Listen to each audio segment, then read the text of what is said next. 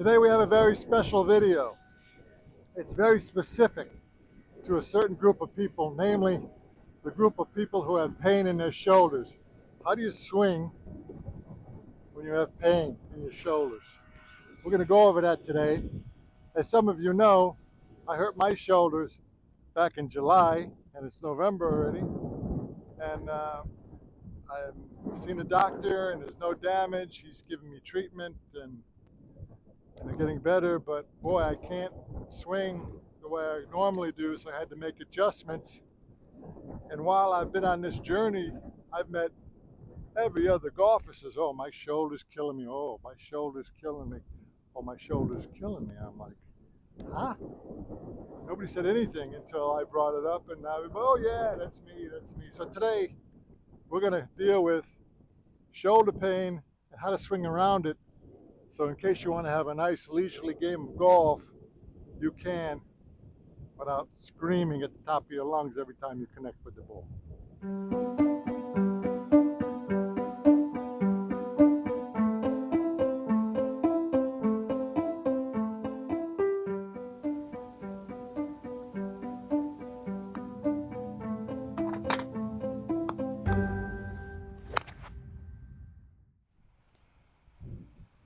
Instead of coming through and rolling it, what we're trying to do is we're trying to get the club more upright coming in, and then we're going under. So it's not a roll, it's an under move. So what comes up must come down. So how do you get the under move? You watch Phil Mickelson swing, he swings like that all the time. You get the under move, or the right hand going under, as opposed to over. Right. With your takeaway, you have a neutral grip, stand close, loose arms, and break a little bit with your wrists. So this flattens out. And see how it's kind of closed, cup closed. When it comes through, you're going to go under because that's the way you took it back. Under, let me do it this way. Under, under, under, under. What goes back, that's the way it's going to come through. Remember that. If you spin it open on the way back, you're going to have to spin it closed coming through. All right? So let's do a subtle wrist break on the way back. May I have it cupped here. I have a video on this too. And I just cup it like this, take it back, close it, and then when it comes through, it's going like this. It's going like this. And of course that takes pressure off the shoulder.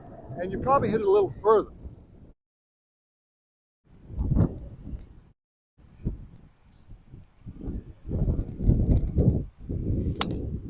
Yeah. There's nothing wrong with that at all. It's almost like I'm playing normal. So what we're trying to do is we're trying to eliminate any kind of rollover, because that pulls the shoulder.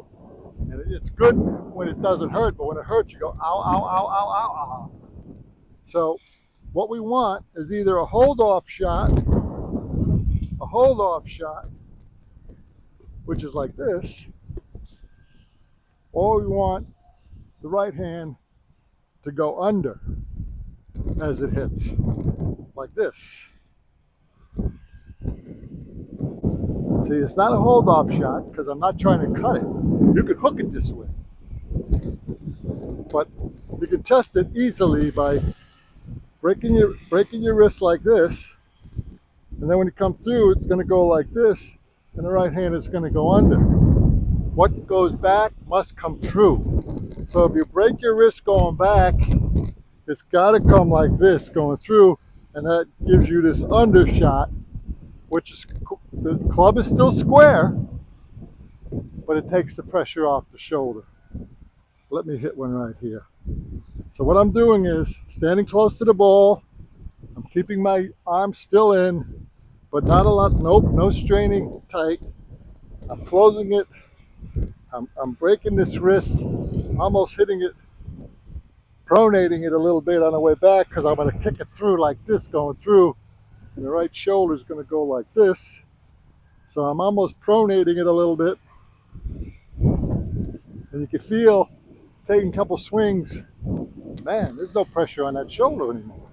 I'm going to use an open stance to assure that I don't try to roundhouse it.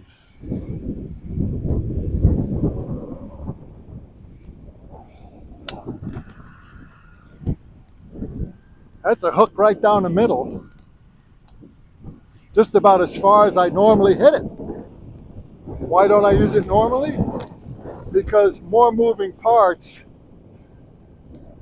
add to loss of consistency. So, I mean, when I'm under pressure, it's tough when you got to bend it, come through like that. So remember, what we're doing basically is this, and then this, and it's going to come through like this. So it's boom at the ball, and then like this. So the club is gonna, you're not worried about the club, you're worried about what your wrist is doing. The right hand is gonna be more on the top, right? What goes back must come through. The right hand is more on the top. Then when I come through, it's gonna go under to accommodate the way I took it back on a takeaway. And when I come through under, it's gonna not have pressure on the shoulder because I'm not trying to roundhouse it and turn it over like Hogan used to, right? So you can practice it, bending it, and just, oh, that feels good. No pressure, but your arms are loose. You're standing closer to the ball. Ooh, no pain. Plenty of gain. Little open stance.